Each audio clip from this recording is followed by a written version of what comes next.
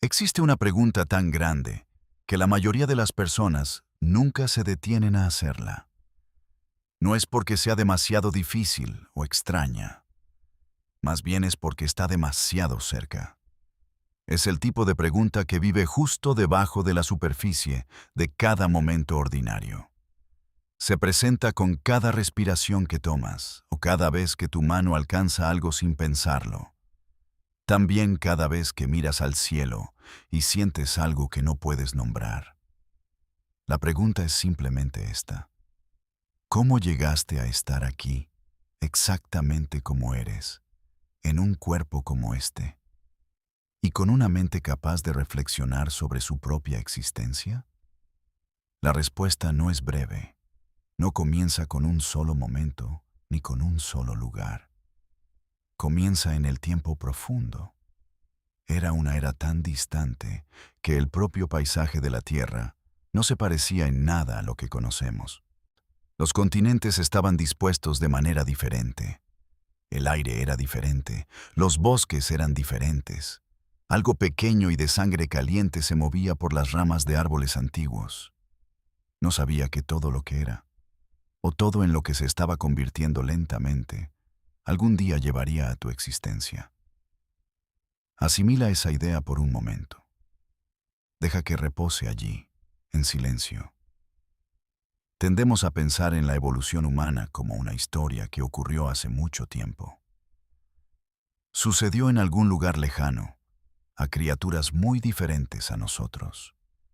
Pero la verdad es más íntima que eso. Cada rasgo de tu cuerpo es un registro. Esto incluye la curva de tu columna vertebral. También la forma de tus manos. Además, la forma en que tus ojos siguen el movimiento y el peso particular de tu cráneo. Cada uno de estos es un registro. Es un registro estratificado y acumulado de decisiones. Estas decisiones no fueron tomadas por individuos, sino por el tiempo. Fueron hechas por la supervivencia y por la lenta y paciente presión del mundo. Para entender de dónde vienen los humanos, hay que retroceder mucho más que hasta el primer humano. Hay que retroceder a un mundo anterior a que los humanos fueran siquiera una posibilidad. Imagina la Tierra hace unos 66 millones de años. El evento de extinción masiva que puso fin a la era de los dinosaurios acababa de ocurrir.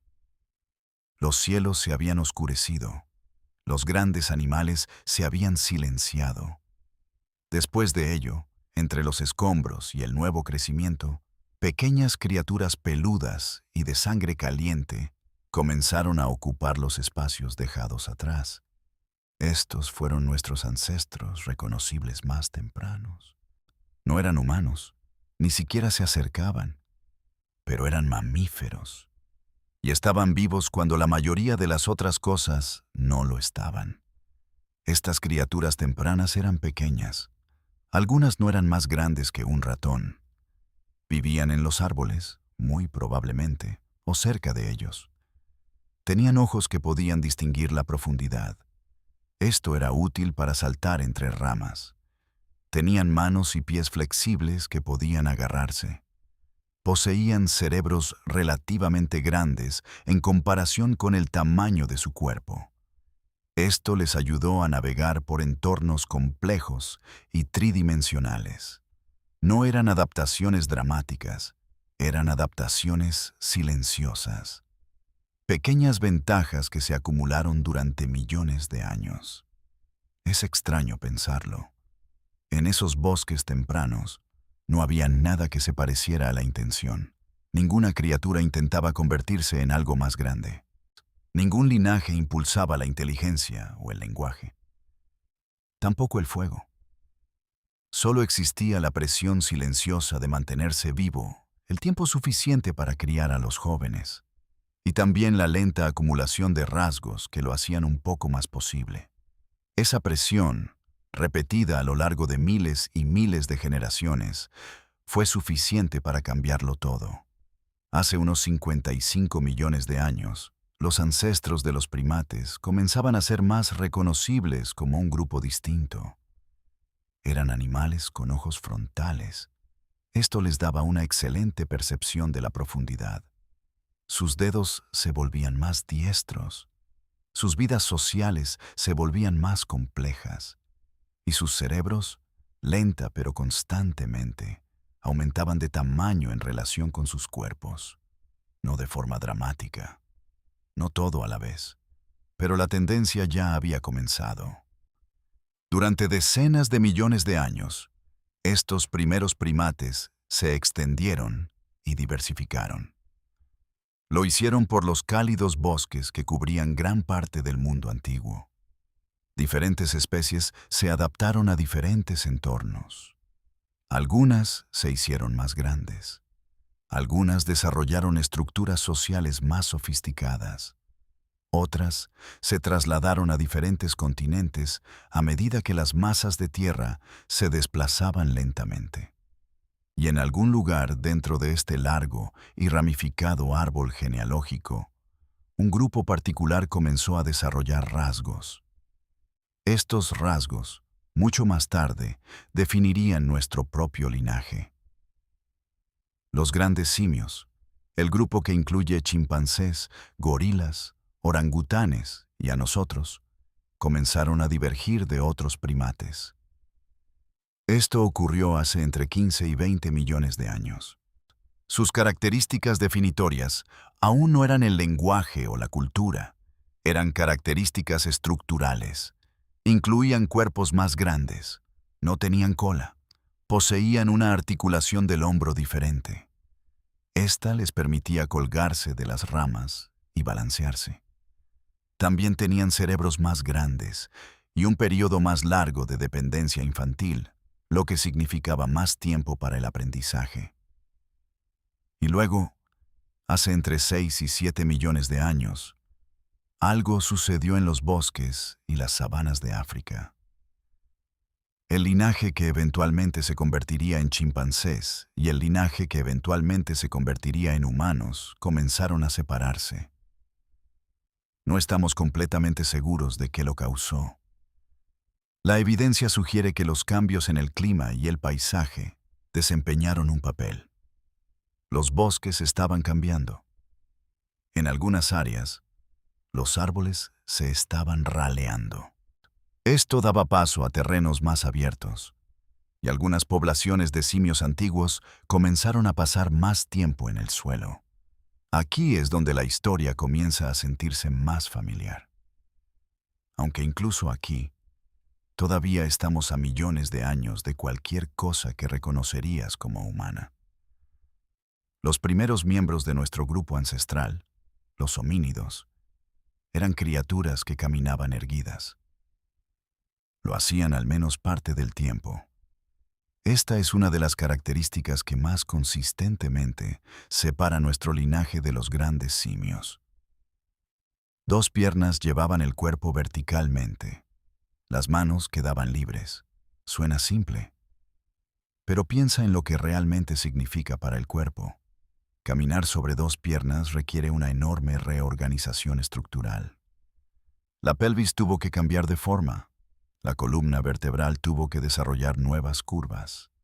Los pies tuvieron que convertirse en plataformas más rígidas. Eran para impulsarse desde el suelo. Ya no eran herramientas flexibles para agarrar.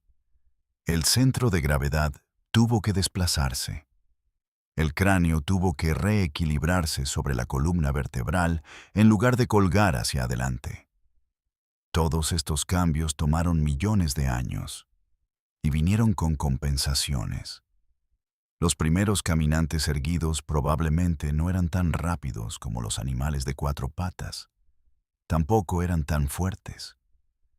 Pero tenían sus manos libres, y eso, con el tiempo, importaría enormemente. Algunos de los homínidos más antiguos que conocemos incluyen criaturas como Sahelanthropus chadensis. Fue encontrado en lo que hoy es Chad. Se estima que tiene entre 6 y 7 millones de años de antigüedad.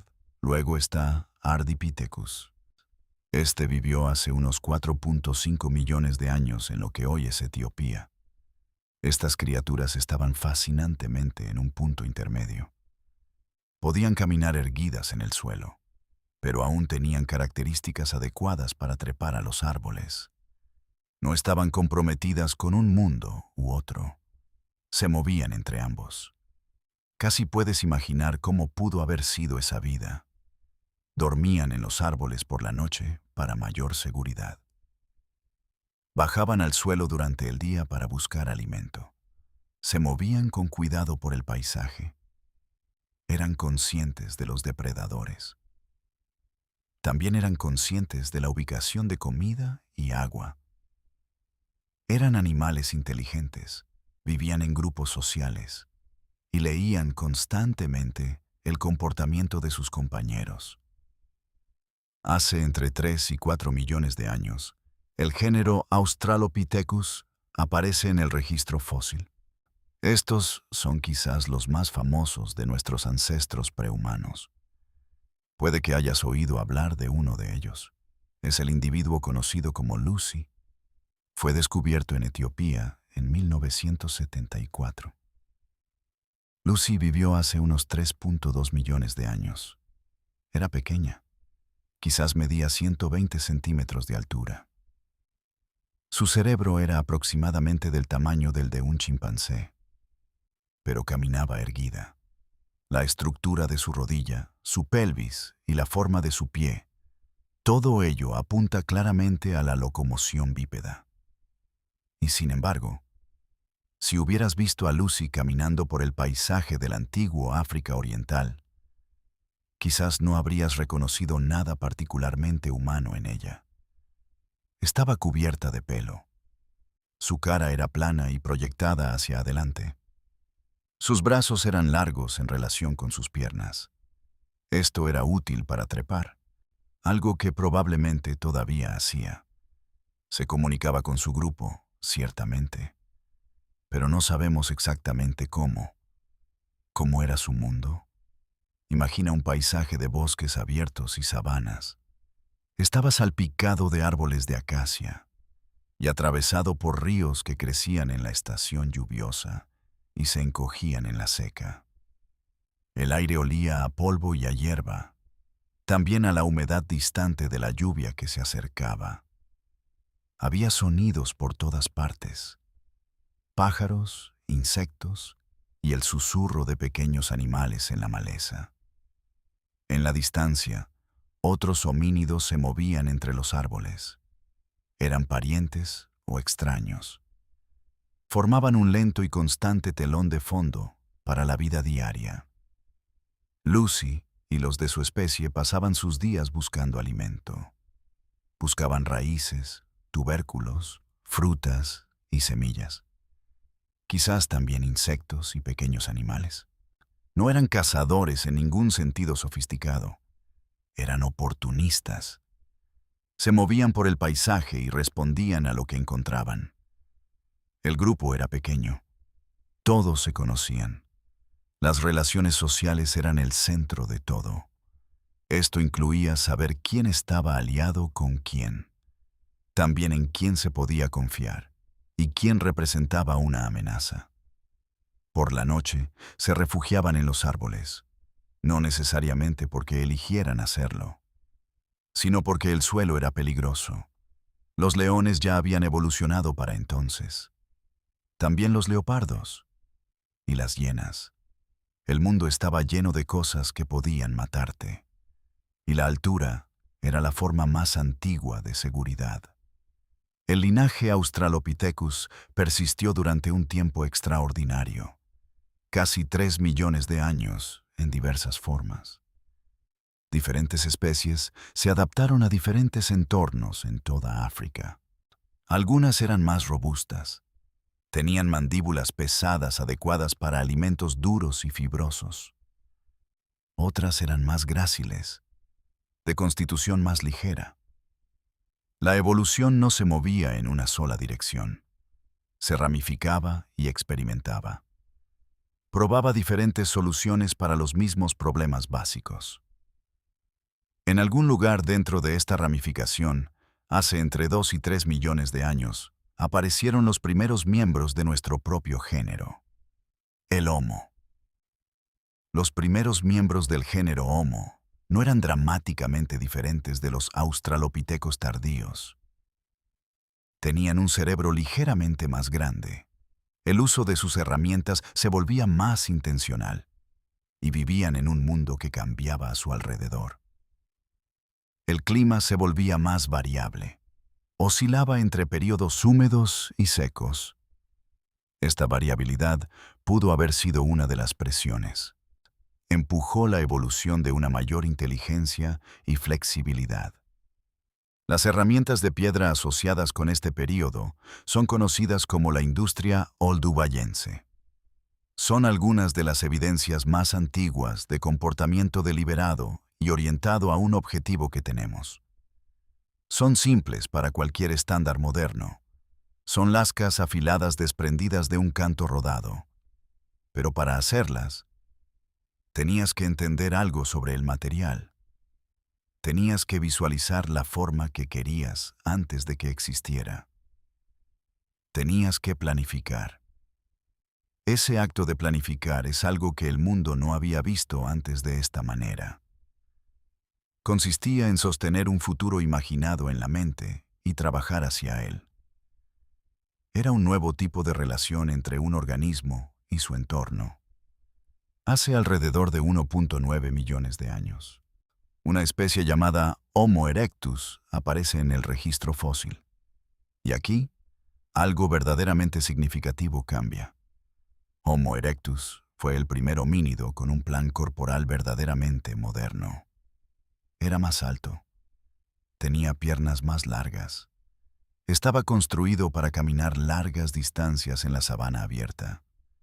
Poseía un cerebro más grande y una cara más pequeña. Y lo que es crucial, había evidencia de una forma de vida más compleja y organizada. Homo erectus utilizó herramientas de piedra más sofisticadas.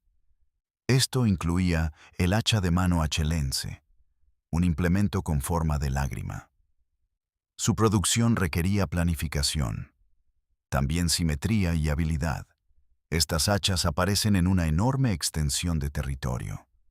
Esto sugiere que Homo erectus no solo sobrevivía en un entorno, sino que prosperaba en muchos. Encontramos sus fósiles y sus herramientas en África, en Europa y en Asia. Fueron los primeros homínidos en salir de África y extenderse por el mundo. Piensen en lo que aquel viaje debió representar. No fue una decisión consciente de explorar, más bien, fue un lento desplazamiento generacional de poblaciones. Estas seguían la comida y el agua. Se movían hacia nuevos paisajes durante miles de años. Cada generación avanzó solo un poco más que la anterior. Pero, con el tiempo suficiente, una especie que comenzó en África Oriental se encontró en las costas de lo que hoy es Indonesia. Allí, miraba hacia un océano que nunca antes había visto. ¿Tenía lenguaje el Homo erectus? No estamos del todo seguros. El tamaño y la estructura de su cerebro sugieren una forma de comunicación más compleja que la observada en otros simios. Si se trataba de un lenguaje verdadero, con gramática y combinaciones infinitas de significado, el registro fósil no nos puede decir directamente. Pero existen indicios. La complejidad social que su estilo de vida requería.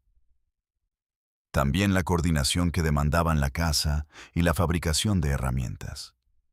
Algo se estaba comunicando. La forma exacta de esa comunicación es uno de los misterios silenciosos que flotan en esta historia. Existe evidencia de que el Homo erectus pudo haber controlado el fuego. Quizás no tan temprano como hace 1.900.000 años, pero ciertamente hace 1.000.000 de años. Y posiblemente antes. Este es un cambio difícil de exagerar. El fuego significaba calor en las noches frías. También significaba protección contra los depredadores. significaba luz que extendía el día más allá del atardecer, y significaba la cocción de alimentos. Este fue un desarrollo que algunos investigadores consideran uno de los pasos más transformadores en la evolución humana. La comida cocinada libera más energía que la cruda, lo que apoya el crecimiento de un cerebro más grande y energéticamente más exigente. Imaginen los primeros fuegos intencionales. No podemos saber exactamente cómo fue ese primer momento. Pero imaginen un grupo de humanos primitivos reunidos alrededor de una pequeña llama en la oscuridad. El olor a humo se dispersaba en la noche. Los sonidos del mundo circundante se aquietaban por el calor y la luz. Hay algo en nosotros que todavía responde a la luz del fuego de esta misma manera. Una quietud y una reunión. Una sensación de seguridad en la oscuridad. Esa respuesta es muy, muy antigua. Durante cientos de miles de años, varias especies de Homo vivieron en el viejo mundo. Estas se extendieron por África, Europa y Asia. No eran todas iguales. Diferentes regiones produjeron distintas variantes. En Europa, se estaba desarrollando un linaje que se convertiría en los neandertales. En África, el linaje que nos daría origen seguía evolucionando. El período entre hace aproximadamente 800.000 y 300.000 años. A veces se le llama una especie de fase intermedia evolutiva. Fue un tiempo en que los cerebros se hacían más grandes. Los grupos sociales se volvían más complejos. Y algo que podríamos llamar tentativamente cultura empezaba a surgir. No es cultura en el sentido de arte, lenguaje y ceremonia, sino cultura en un sentido más básico.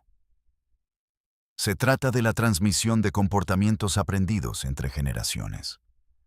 Comenzamos a notar, siguiendo este hilo a través del tiempo, que los cambios no siempre son dramáticos. A menudo son sutiles, acumulativos, casi invisibles de una generación a otra. Una técnica de talla ligeramente más eficiente, transmitida de padres a hijos. Una mejor comprensión de qué plantas son comestibles en cada estación. Un recuerdo de dónde el río es más profundo en los meses secos. Estos no son cambios genéticos, son cambios aprendidos, y se acumulan de manera diferente a como lo hacen los genes. Son más rápidos y más flexibles. Pueden extenderse por un grupo en una sola vida. Esta es una de las cosas que hace que nuestro linaje sea inusual. No solo aprendemos, sino que aprendemos unos de otros con notable fidelidad. Copiamos, enseñamos. Preservamos información a través de las generaciones de formas que ninguna otra especie lo hace de manera tan exhaustiva. Esta capacidad, a veces llamada cultura acumulativa, es la base de todo lo que hace posible la civilización humana. Pero se estaba desarrollando discretamente en estas poblaciones antiguas. Mucho antes de que existieran ciudades, escritura o incluso agricultura. Hace aproximadamente 300.000 años, en Marruecos. En un sitio llamado Jebel Irhoud. Allí encontramos algunos de los fósiles más antiguos asignados a nuestra propia especie, el Homo sapiens. No son idénticos a un cráneo humano moderno. La caja cerebral es más plana, el rostro es más prominente, pero son reconociblemente de nuestro lado de la línea evolutiva. A partir de este tiempo, y en diferentes lugares de África, la forma humana moderna se estaba consolidando. Los cerebros de estos primeros humanos modernos eran tan grandes como los nuestros. Y lo que se hace con un cerebro tan grande, en un entorno social complejo, durante decenas de miles de años, es desarrollar una vida interior cada vez más intrincada. El pensamiento simbólico, La capacidad de dejar que una cosa represente a otra parece haber sido un desarrollo clave en este período. Encontramos evidencia de ello en el ocre. Este es un mineral rojo que los primeros humanos recolectaban. Lo usaban para propósitos que parecen decorativos o simbólicos. Lo encontramos en el entierro cuidadoso de los muertos. Esto aparece en el registro alrededor de este tiempo. Lo encontramos, eventualmente, en el arte. Esto incluye los grabados y pinturas en las paredes de las cuevas que vendrían más tarde, pero cuyas raíces se encuentran en este período de creciente complejidad cognitiva. ¿Qué significa pensar simbólicamente? Significa que el mundo que te rodea ya no es solo lo que es. Un trozo de ocre rojo no es solo un mineral, es algo que significa algo. Una disposición de piedras no son solo piedras. Comunica una relación, un límite o un recuerdo. Una marca en la pared de una cueva no es solo una marca. Contiene una historia.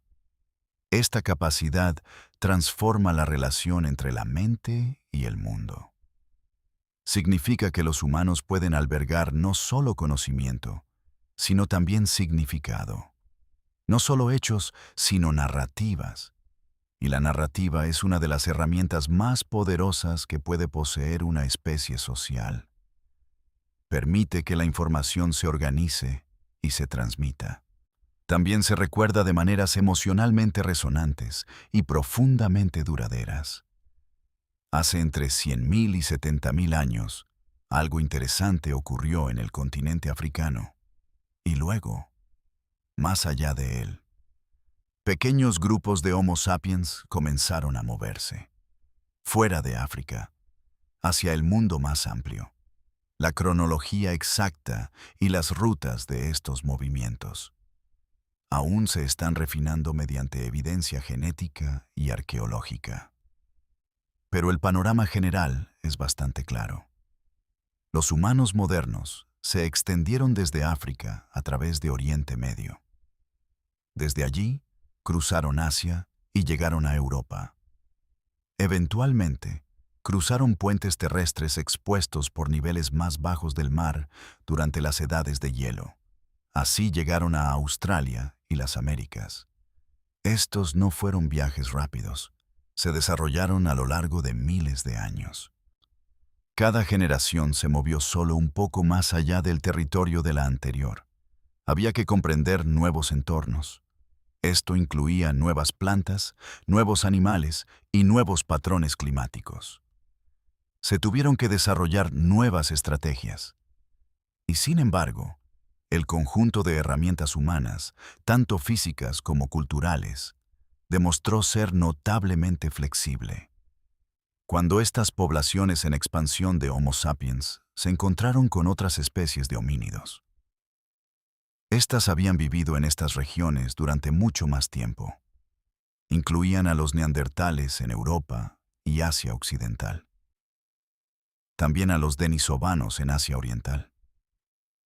Algo complejo ocurrió. Hubo conflicto, ciertamente, al menos a veces. Hubo competencia por los recursos. Pero también hubo mestizaje. La evidencia genética es clara al respecto ahora. La mayoría de las personas fuera del África subsahariana llevan un pequeño porcentaje de ADN neandertal.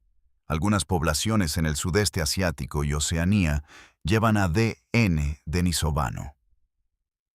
Estos antiguos parientes dejaron rastros en nosotros, no como recuerdos ni como historias, sino en la secuencia real de nuestros genes. Uno de los misterios silenciosos de este período es lo que finalmente les ocurrió a los neandertales. No eran criaturas simples. Tenían cerebros grandes, posiblemente tan grandes como los nuestros. Fabricaban herramientas, hacían fuego, enterraban a sus muertos. Posiblemente creaban arte. Vivieron en Europa y Asia durante cientos de miles de años. Se adaptaron a las edades de hielo, al frío y a entornos increíblemente exigentes. Luego, hace aproximadamente 40.000 años, desaparecieron. La evidencia no explica completamente lo que sucedió. Los humanos modernos se estaban expandiendo hacia el territorio neandertal en este tiempo. El clima también estaba cambiando. La edad de hielo se volvía más severa en algunas regiones. Pudo haber habido enfermedades, competencia por el alimento, o una simple desventaja numérica a medida que crecían las poblaciones humanas modernas. Cualquiera que fuera la causa, el capítulo neandertal se cerró silenciosamente. Dejó solo esas huellas genéticas en nuestras propias células. Todavía los llevamos. Eso es algo notable a considerar. El período de hace aproximadamente 40.000 a 10.000 años. A veces se le llama Paleolítico Superior. Es la última edad de piedra. Representa uno de los períodos más vívidos y mejor documentados de la vida humana moderna temprana. Esta es la era de las pinturas rupestres del sur de Francia y el norte de España. También de elaborados entierros con ajuares funerarios, de figurillas talladas y flautas de hueso, y de herramientas refinadas y cada vez más especializadas. Imaginen caminar por el paisaje de la Europa de la edad de hielo. El clima es frío, mucho más frío que hoy. Las llanuras son vastas, están salpicadas de mamuts y rinocerontes lanudos. También hay bisontes y caballos, leones y osos cavernarios. Los grupos humanos que se mueven por este mundo son pequeños. Quizás entre 20 y 50 individuos viajan juntos. Siguen los movimientos estacionales de los animales que cazan. Conocen este paisaje íntimamente. Cada cresta, cada río, cada cueva y refugio les es familiar. Por la noche se reunían, alrededor del fuego, casi con toda seguridad. Y en las cuevas que a veces habitan, dejaron algo que aún nos conmueve, decenas de miles de años después. Imágenes. Animales plasmados en ocre y carbón en las paredes de piedra. Huellas de manos hechas soplando pigmento alrededor de una palma extendida. Esto dejaba una impresión negativa perfecta.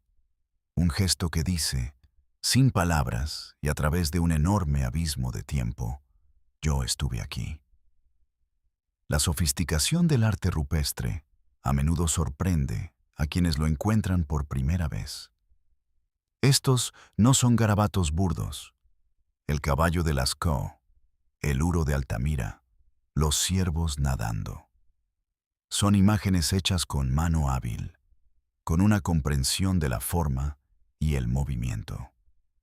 De cómo representar una criatura tridimensional en una superficie bidimensional. Fueron hechos por personas que eran, en todo sentido neurológico y cognitivo, nuestros iguales. ¿Para qué servían? No estamos del todo seguros. Algunos investigadores creen que estaban conectados con rituales, quizás de naturaleza chamánica. Se hacían en la profunda oscuridad de la cueva.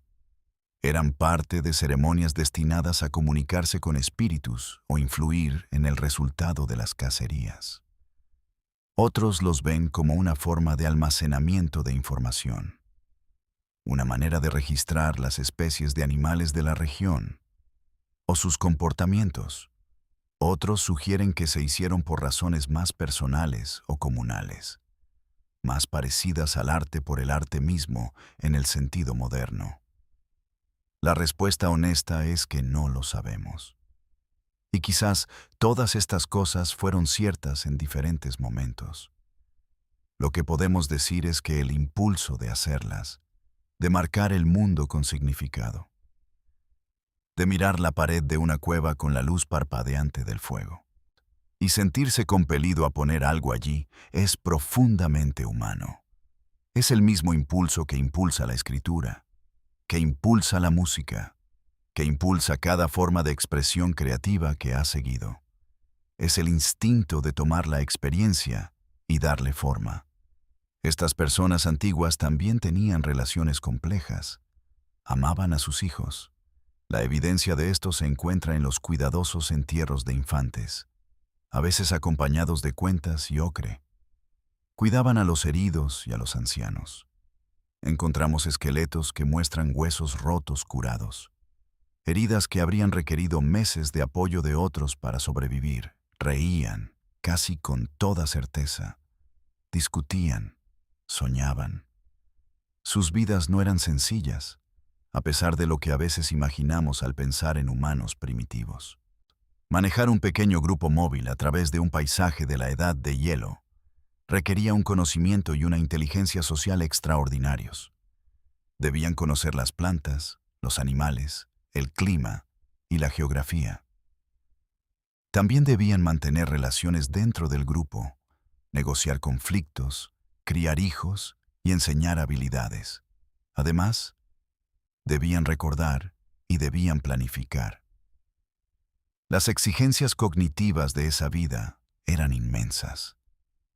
Hace aproximadamente entre 12.000 y 10.000 años, algo cambió. La edad de hielo estaba terminando. Los grandes glaciares retrocedían hacia el norte. El clima se estaba calentando. Y en varios lugares del mundo, de forma independiente, los grupos humanos comenzaron a hacer algo completamente nuevo. Comenzaron a cultivar la tierra. La transición de la caza y la recolección a la agricultura es uno de los cambios más trascendentales en la historia humana. Sin embargo, no fue una revolución repentina. Fue un proceso lento, titubeante y multigeneracional que se desarrolló de manera diferente en distintos lugares. En el creciente fértil de Oriente Medio, el trigo y la cebada fueron algunos de los primeros cultivos domesticados. En China, fueron el mijo y el arroz. En las Américas, fue el maíz. En cada caso, los humanos comenzaron a seleccionar rasgos particulares en las plantas. Estos incluían semillas más grandes o una recolección más fácil. Este proceso, a lo largo de generaciones, transformó las plantas silvestres en domesticadas. ¿Por qué surgió la agricultura en este momento particular?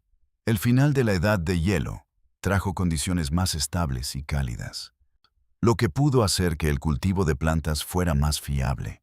El crecimiento de las poblaciones pudo haber ejercido presión sobre los suministros de alimentos silvestres. Las capacidades cognitivas de los humanos modernos hicieron posible el esfuerzo sostenido del cultivo. Estas incluían la habilidad de planificar el futuro, posponer la gratificación y observar patrones estacionales. Así, la agricultura fue posible de una manera que no lo había sido antes. Pero vale la pena detenerse en lo que se abandonó, así como en lo que se ganó. La agricultura atueña a las personas a lugares específicos.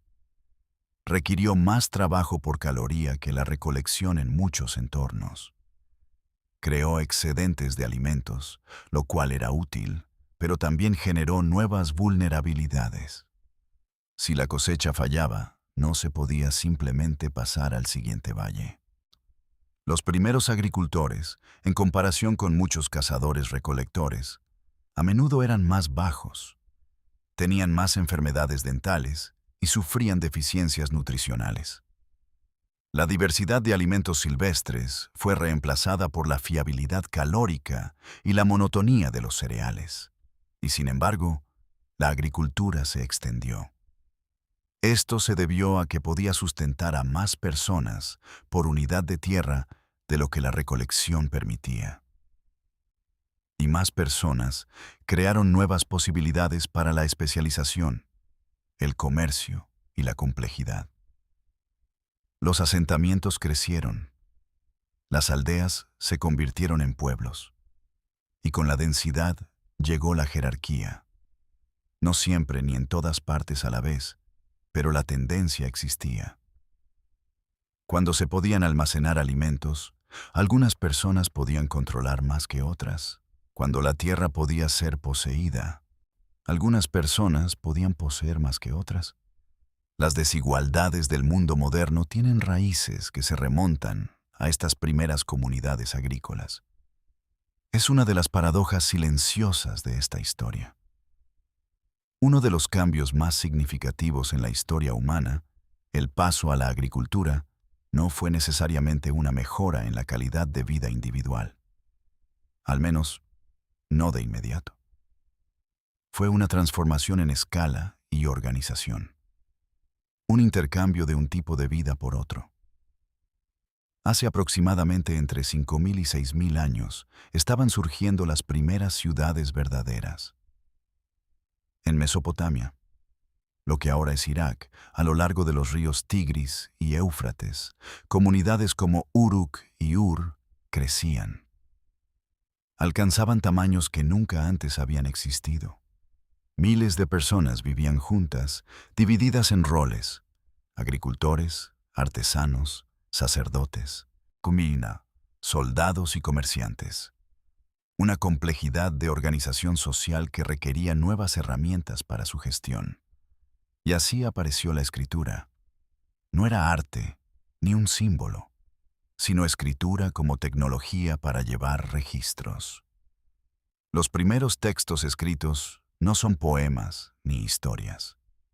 Son cuentas, listas de bienes, registros de transacciones, el antiguo impulso burocrático en su forma más pura.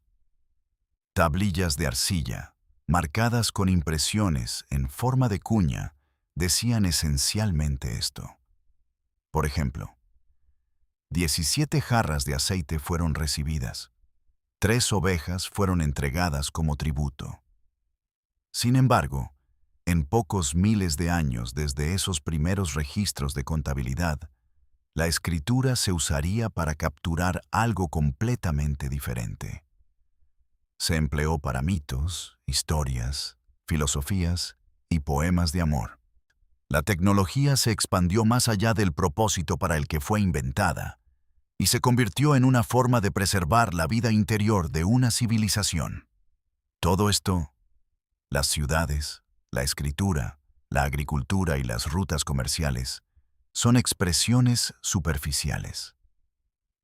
Son el resultado de algo que se había estado construyendo durante millones de años. La misma curiosidad que sintió un homínido al mirar una piedra de río e imaginarla como una herramienta. La misma inteligencia social que permitió a un pequeño grupo sobrevivir juntos a la edad de hielo. La misma capacidad simbólica que impulsó a un pintor a aplicar pigmento en la pared de una cueva a la luz del fuego. El cerebro que construyó Mesopotamia es el mismo cerebro que estaba tomando forma en África Oriental. Esto ocurrió hace cientos de miles de años. No cambió fundamentalmente. El potencial siempre estuvo ahí. Lo que cambió fue el entorno y el conjunto de herramientas acumuladas, tanto culturales como tecnológicas, que cada generación heredó y sobre las que construyó. Esta es, quizás, la verdad más profunda que recorre toda la historia de la evolución humana. No nos volvimos inteligentes para luego construir la civilización. Fuimos sociales, curiosos, comunicativos y adaptables mucho antes de ser agricultores, constructores de ciudades o escritores. La civilización surgió porque esas cualidades se habían refinado durante millones de años. Se transformaron en algo capaz de acumular conocimiento a través de las generaciones en una curva exponencial. Llevas toda esa historia dentro de ti, no solo metafóricamente, sino literalmente. Tu genoma contiene ecos de esas poblaciones antiguas. Tu sistema inmunológico porta adaptaciones contra enfermedades que aparecieron hace miles de años. La estructura de tu oído interno, la disposición precisa de tu corteza visual y la forma en que ciertas memorias persisten mientras otras se disuelven, están todas moldeadas por el largo viaje que te trajo hasta aquí. Parte de ello es más antiguo de lo que podrías esperar. Las partes de tu cerebro que procesan el miedo, responden al rechazo social y sienten el tirón del hambre. La calidez y el tacto son estructuras antiguas. Se comparten con criaturas que no son en absoluto humanas. Las capas más nuevas de la corteza, las regiones que procesan el lenguaje, el pensamiento abstracto y los futuros imaginados, se construyeron sobre esos sistemas más antiguos. También interactuaron con ellos. Por eso la mente humana puede sentirse tan contradictoria a veces. ¿Por qué puedes saber una cosa intelectualmente y sentir otra emocionalmente? Los impulsos antiguos, como el de la comodidad, la pertenencia, la amenaza y la recompensa, pueden sentirse muy urgentes. Esto ocurre en un mundo donde las amenazas y las recompensas han cambiado completamente su forma. La maquinaria es antigua. El entorno en el que evolucionó ya no existe. Y sin embargo, aquí estás, descansando en un lugar cómodo, en un mundo que habría sido inimaginable para cada ancestro que contribuyó a tu existencia. Respirando lentamente, tu cuerpo caliente, tus pensamientos a la deriva. El último ancestro común que compartiste con un chimpancé fue una criatura que no conocía el fuego. No tenía lenguaje y no albergaba ninguna imagen del futuro en su mente. De ese ancestro, a lo largo de 6 o 7 millones de años, surgió un árbol ramificado de especies. La mayoría de ellas ya han desaparecido. Solo quedan esas huellas genéticas y esos fósiles dispersos. Cada uno es un fragmento de una historia que todavía estamos armando. La historia de la evolución humana no ha terminado, por supuesto. La evolución no se detiene. En algunos aspectos, se ralentiza cuando la cultura puede compensar las limitaciones biológicas más rápido de lo que puede la genética. Pero continúa. La forma humana de dentro de 10.000 años no será idéntica a lo que eres ahora. Esto será así si la civilización humana persiste y si la especie persiste. Nadie puede decir qué será. Esa apertura, ese futuro sin resolver, es parte de lo que hace que la historia se sienta viva en lugar de cerrada. No somos el punto final. Somos un momento en un proceso tan largo que toda nuestra historia registrada es una pequeña fracción de él. Cada civilización que ha surgido y caído, cada guerra, invento y obra de arte, todo ello se enmarca en los últimos 12.000 años.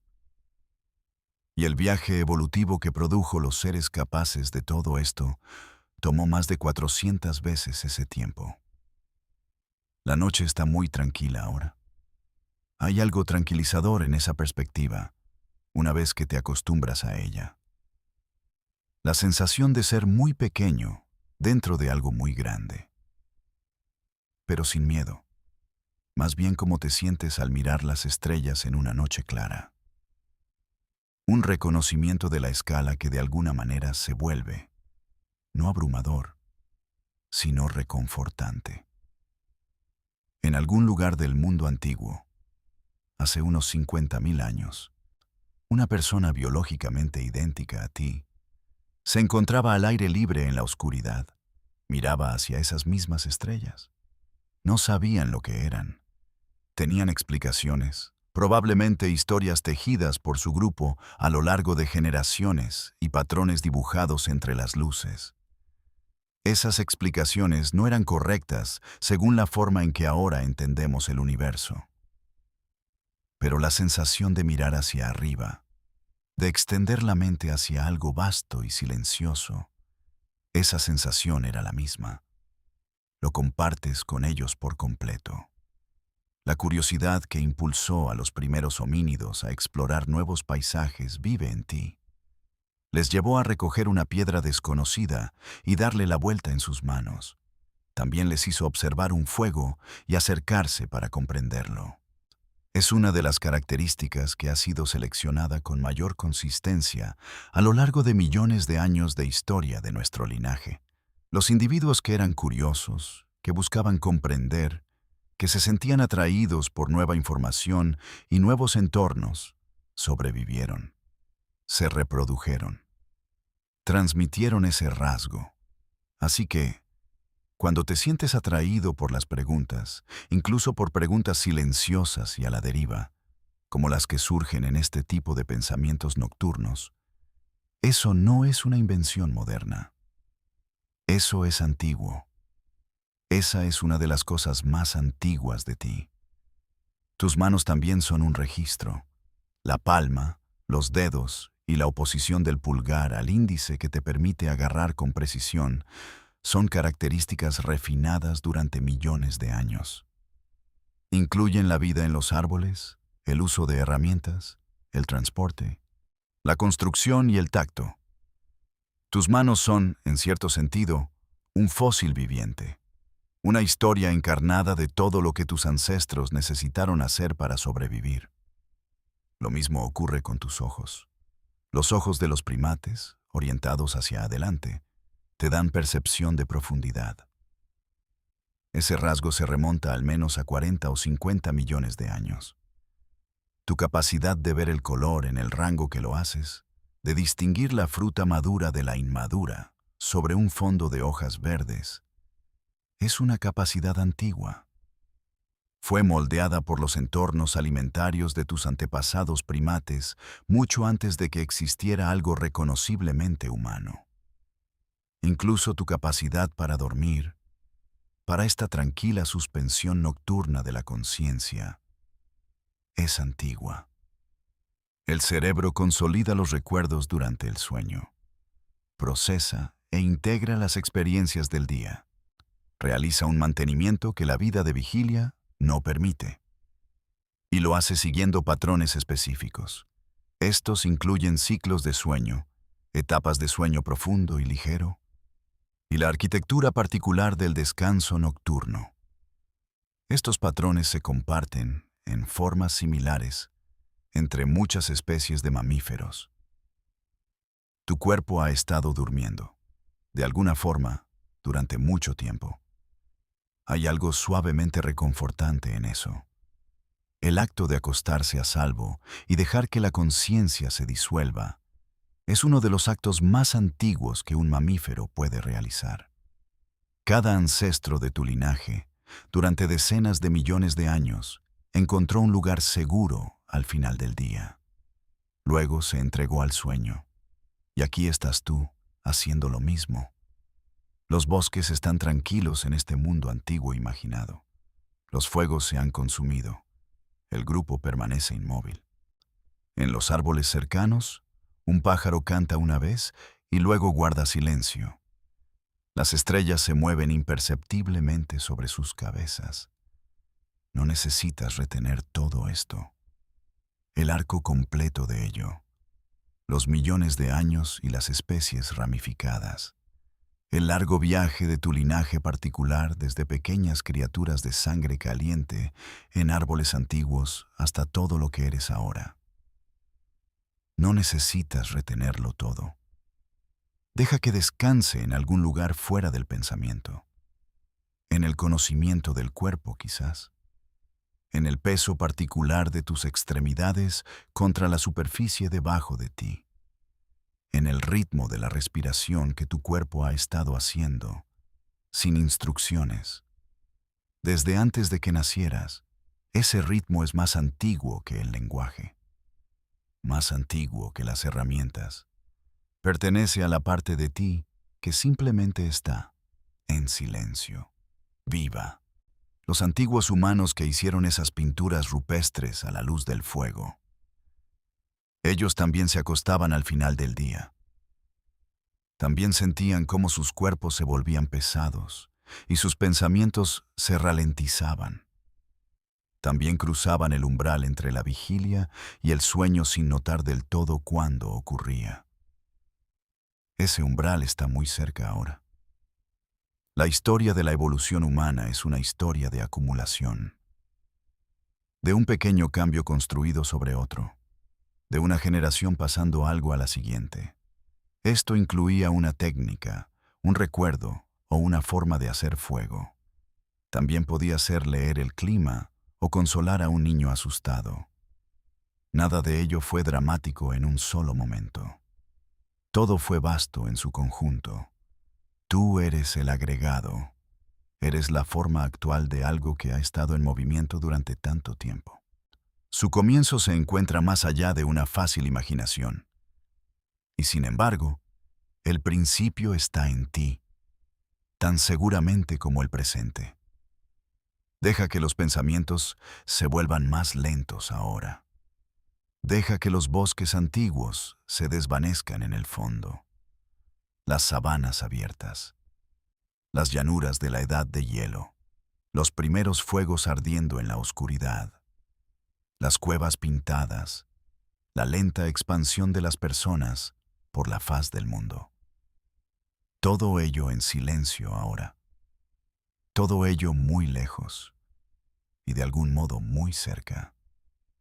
La tierra gira, las estrellas se mueven. Tu respiración se ralentiza. Estás aquí, al final de un viaje muy largo, en un lugar cálido y tranquilo. No se requiere nada de ti ahora mismo. Ni pensamiento, ni esfuerzo, ni siquiera atención. Solo esto. El suave peso del sueño se asienta suavemente sobre todo. Ha sido así para cada criatura viva cada noche del mundo. Esto ha ocurrido por más tiempo del que las palabras pueden expresar.